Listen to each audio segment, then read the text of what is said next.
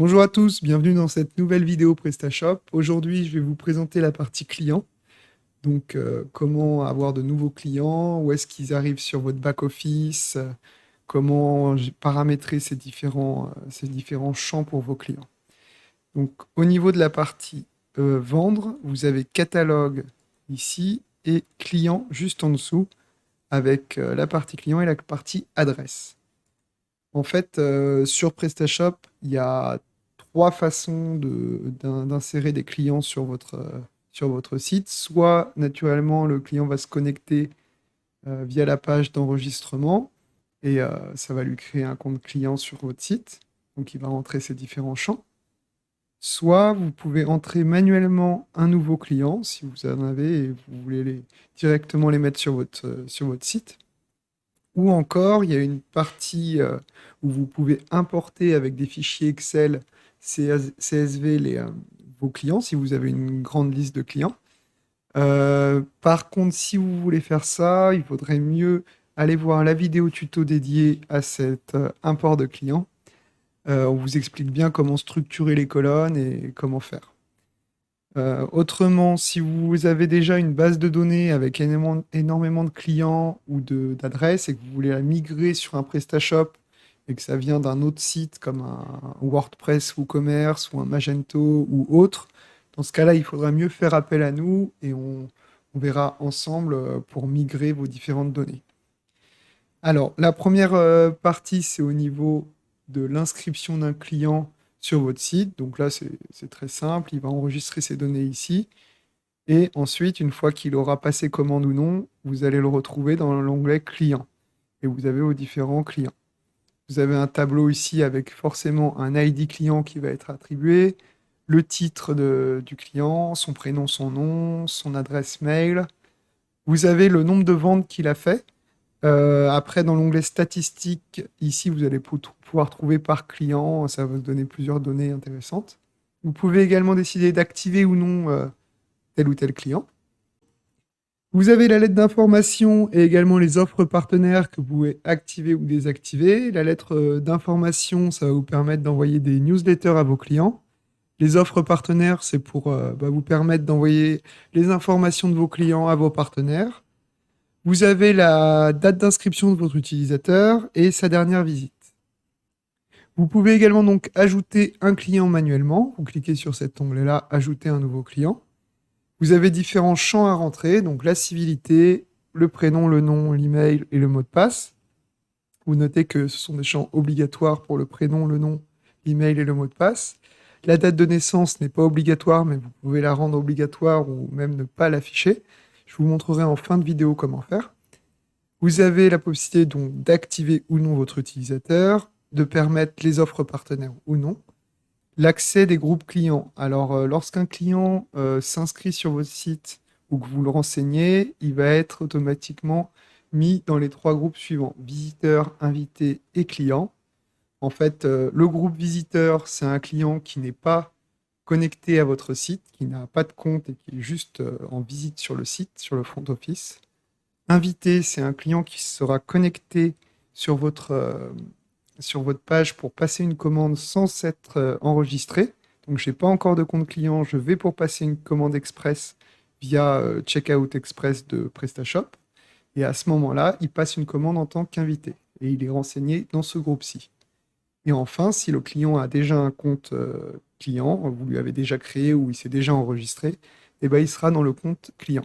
Par défaut, quand vous en créez un, du coup, c'est le groupe client qui est renseigné.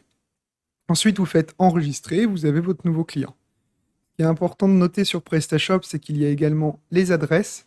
Donc, si un client veut passer commande, il va falloir qu'il renseigne une adresse. Il peut en avoir plusieurs également. Donc, si vous les avez et si vous voulez les renseigner par vous-même, vous pouvez ici, dans l'onglet adresse. Encore une fois, si vous en avez plusieurs sur un fichier CSV ou Excel, eh bien, il faudra privilégier l'import de données, l'import de fichiers, et je vous renvoie à la vidéo tuto correspondante.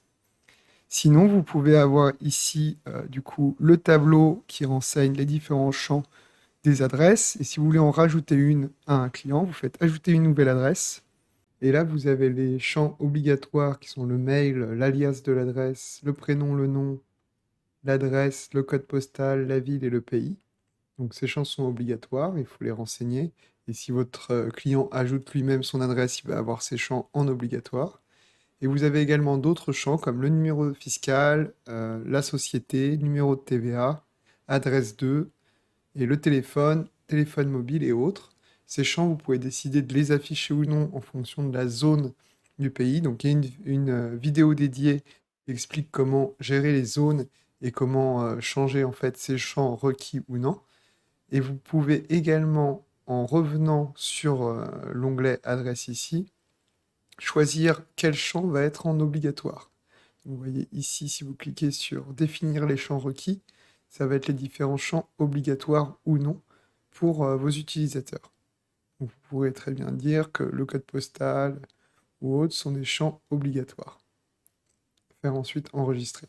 Donc la vidéo dédiée, c'est la partie, la vidéo internationale, où en fait on explique bien au niveau des différents pays, des différentes zones que vous pouvez créer et donc choisir les différents champs. Ensuite, je vais vous montrer comment paramétrer les différents groupes utilisateurs, comment créer, comment gérer ces différents groupes et des paramétrages un peu plus avancés pour la gestion de vos clients. Donc vous allez vous retrouver dans paramètres de la boutique, client, et là vous allez avoir 3 onglets, client, groupe et titre et civilité, titre de civilité. Donc la partie client ici, ça va vous permettre de décider si vous voulez afficher ou non un récapitulatif du panier quand l'utilisateur se connecte.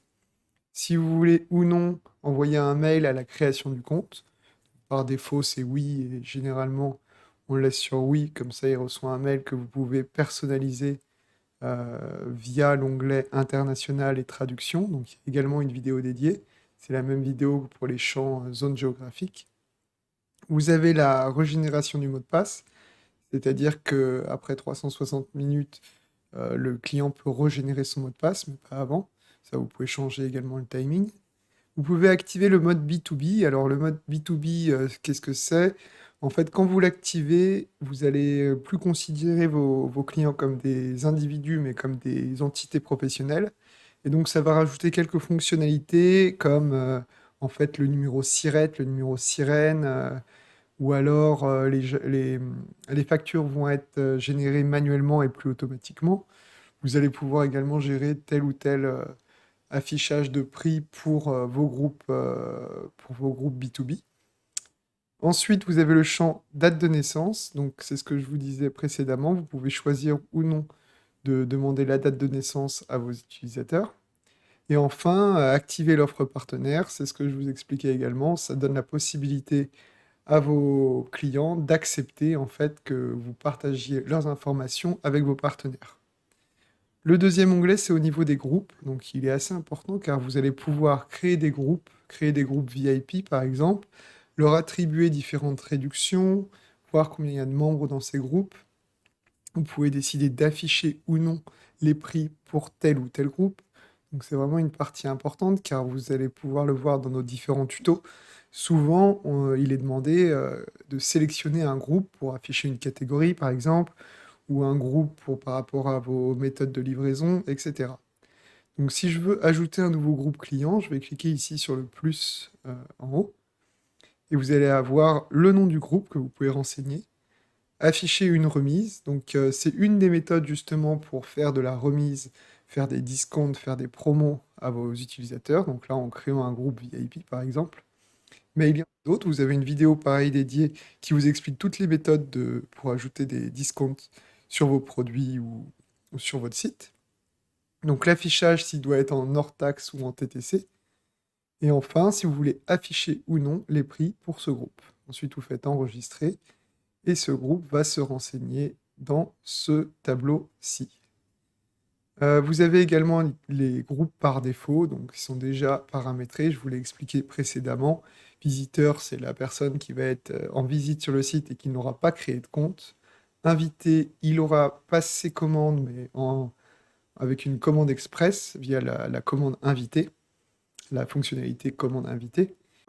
Et client, du coup, c'est la personne qui s'est enregistrée et identifiée et donc qui est considérée par défaut dans votre groupe client.